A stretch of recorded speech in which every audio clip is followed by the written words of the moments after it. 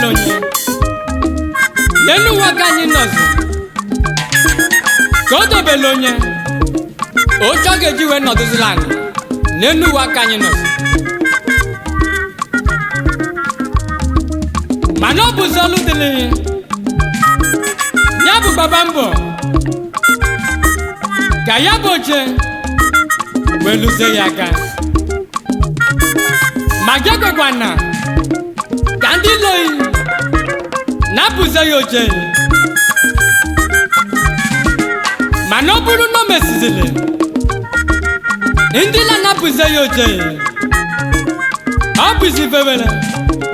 dilingi naji nyabu wena gwazigi oye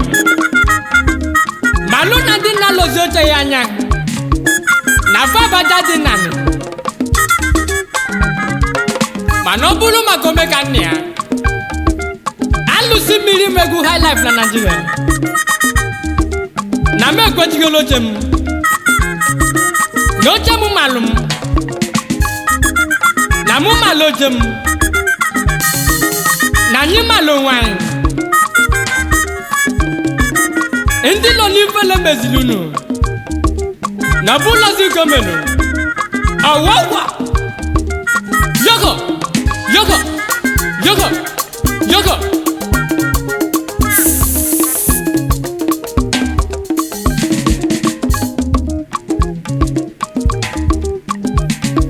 jebezi nenu nọrọ obodo oyibo nọrọ obodo namu nọrọ Germany nọrọ Enugunu nọrọ Lagos njebezi nenu njebezi n'azụnụ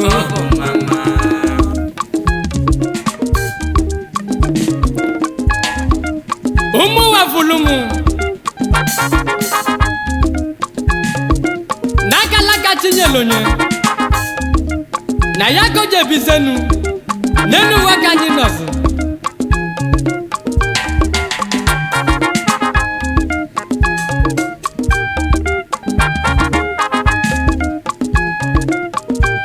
achọpụtala makaraka mụ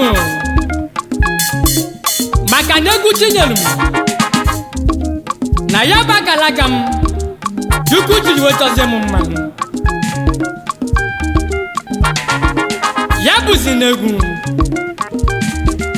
ya ka Chukwu ji wegozi ya ka mụ ji webiri n'ụtụtụ m n'efifie na mgbede wee na-agazi n'ilu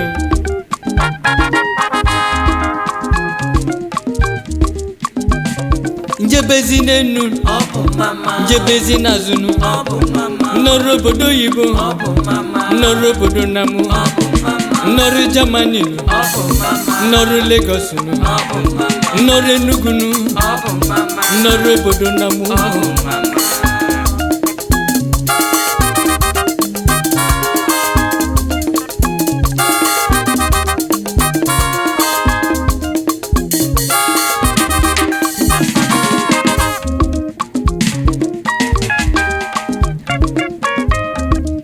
abụghị na mụ jeziri obodo oyibo ya ga-emezi m ka mụ nọziri mmanụ na mmanụ si na ji ọgụ ụfọdụ ndị mmadụ na fa na-akwadozi jezi obodo oyibo felesi famelu gbalụjebezi obodo oyibo maka ego igwe lofuzie n'enu nwoke anyị nọzi nọ na-emezi ntụgharị mgbe nsogbu pụtaziri onye afọ gbalaga natazi obodo anyị bụ Nigeria ọ bụkwa na onye ahụ amalagalaka ya ịzaim gwazie onye bifo ga-emezi n'enu nwoke anyị nọzi njebezi n'enunu n'ọbụ mama njebezi n'azụnụ n'ọbụ mama n'ọrụ obodo oyibo n'ọbụ mama n'ọrụ obodo namụ n'ọbụ mama n'ọrụ Togo nunu n'ọbụ mama n'ọrụ Germany n'ọbụ mama n'ọrụ Switzerland n'ọbụ mama n'ọrụ Tega nunu n'ọbụ mama n'ọrụ Italy nunu n'ọbụ mama n'ọrụ obodo namụ n'ọbụ mama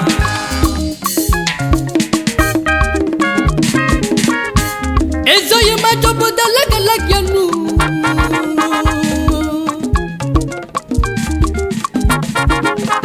wee kwadozi n'ijezi n'obodo oyibo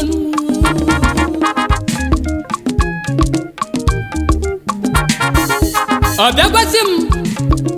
na ya chọrọ ijezi obodo oyibo njụọ ya chikelezi ma ọza nsị ya ọ bụ gịnị gị na-ejezi obodo oyibo ga-alụ ọ tarịbezi nọ natagharị ogwelozi eliri ozi ọnwa ife m na-anụzi bụ na chikelu ejebeze ya bụ obodo oyibo mana o nwere okwu ị ga-agwabazeze ihe owelu na gafụlọ ya n'anya na gajọlọ galilu ya maọbụ ogbugbeelu gị iwe n'obi na-adịrọ mma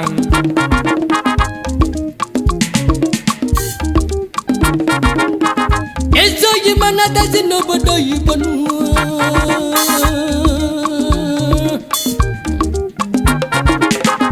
anyị na-atụzi n'anya ife oge ji na-adazi n'obodo oyibo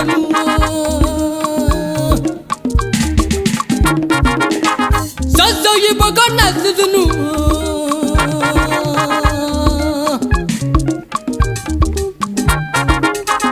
anyị kelebasi n'oyibo nu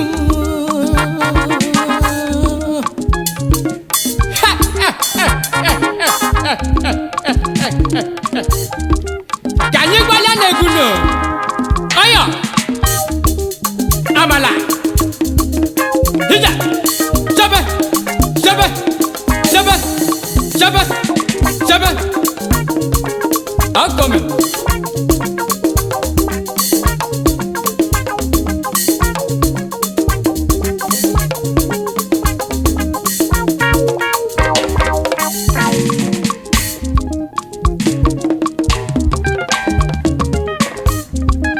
ọ bụrụkwa na onye na-ejele obodo oyibo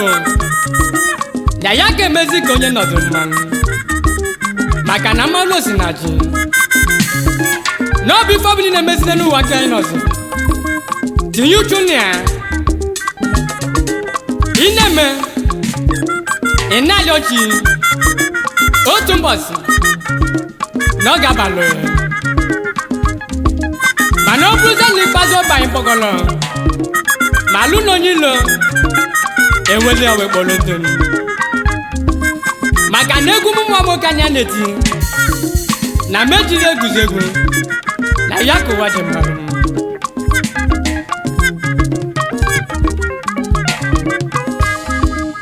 ebulu mmegwu nnabazi n'obodo amụlụmụ ihe alụmọna Nsụka ya ka mụlụ mgbe nekenezi His Royal Highness Igwe Cassidy Eze Ọchịlọzụwa 1 n'ihe alụmọna onye ọma na mụzo mekanya dịka nwa ha maka na onye kpọgụ nwa ịkpọzie nya nna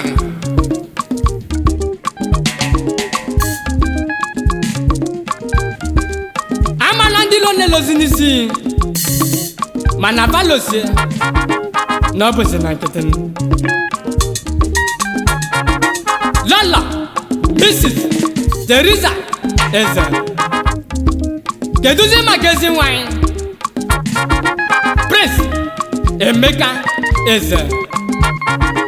n'obodo oyibo ka obele nwa bi wee na-agbata eze gị obele nwa na-ego ga-abụzi osimiri maka na osimiri adatazi ada Chief Yonan Ezugu Nkpoji Olumegeneyo Omogo One na Halumona na ndị na-enyere aka na afọ abaja dị nani n'ogimegolu na Halumona no makozi ekpo ma chacha na mebulegwu m wee jebezi na nne m ka nje kudozie ụmụnne m Chief Jude Obeda General Manager World Bank Market Ọba Nsụka Osudaga One of Ọba Sovia Cosmas Eze Oputobie One of Ọba Masukeze One of Ọhom Ọba Sovia Titus Ezaku Ojezoku Emoji One of Nsụka na Port Harcourt Ibizebe Chief Fidelis Nnadi Ochendo One of Udenu Ọba Chief Charles Mba Mbembe One of Ọba General President Obuduleke Assembly Honorable Commissioner Godson Nnadi Oyoha One of Ọba Former Commissioner of Finance Enugu State Namukwa Nabatazi Wenekenezi Chief Dr. Sam Maduka Onyishi Ọnwa na Nsụka Mugama CEO Peace Mass Transit Companies Nigeria Limited na mebulegum jebezi na Ebonyi State kankenezi Professor Peter Chukwubike Orogu Jubi Zion Nigeria Limited Ondumpo One Niboland Ojunne Mogo N'ọbụghị nwa baka na alụmanya bebi ọkụ na mmebulegwu m jebe obodo oyibo nu ka nje kenyezi nwanne m Chief Edwin Aso Mona Amulonye Nego Nihaka Nsụka na Thailand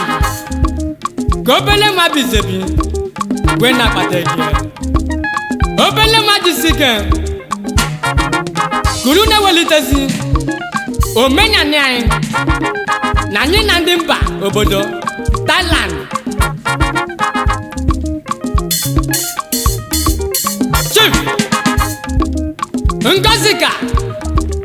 Okpago Omerora One na Nise Nnukwu mmadụ bụ nnukwu alụsị onye ọma na oge adịghị na mmanụ Chief Engineer Atọ Ezenukpo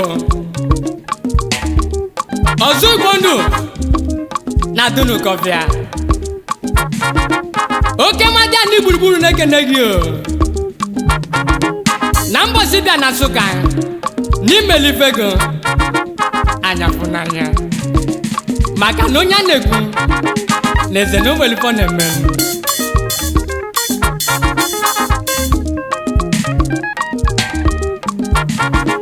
Chief Sir Anthony Enokeme KSJI Onowu One na Nini Ezani Akụfọm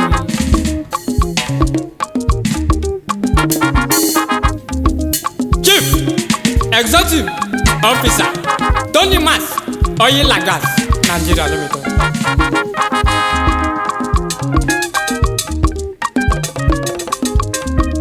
Chief Chidi Anyebu Chisco Transport Nigeria Limited. MON Obunuwa bụ pioneer na People's Club International. Chief Kenechukwu Nweke Uduako mmiri na Nimbo ezi nwanọga dị na mmanụ na mama lopuzi nwanne m Chief Barrister John Nnia Modo President Ohaneze Ndigbo Association Ezimasi Ukehe na Nsụka nnukwu mmadụ n'oge adịghị na mmanụ ezi nwanne na-ekene yo gijide giji maka na aka ụmụ Igbo na-ebezi na Nigeria n'olizile nne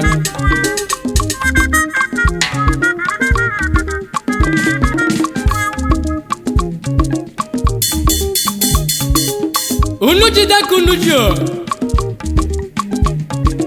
na kunu na-eme n'ọsọla anyị ya ka anyị enye unu ekene Oyo Amala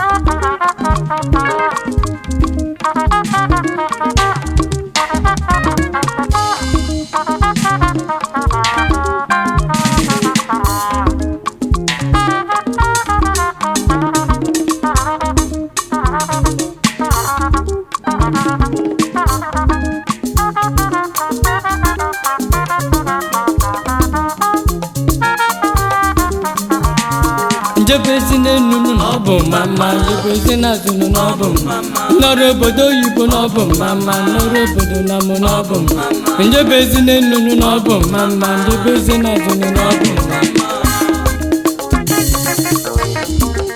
Unano Amala ndị bọlafa na ndị na-akpọlọ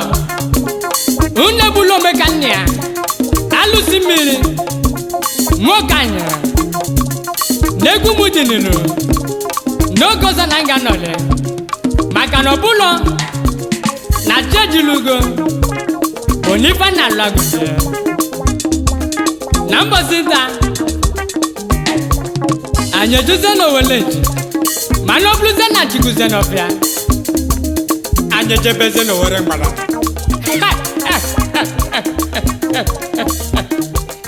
Oyo Kainano Egwu milio Onwele noma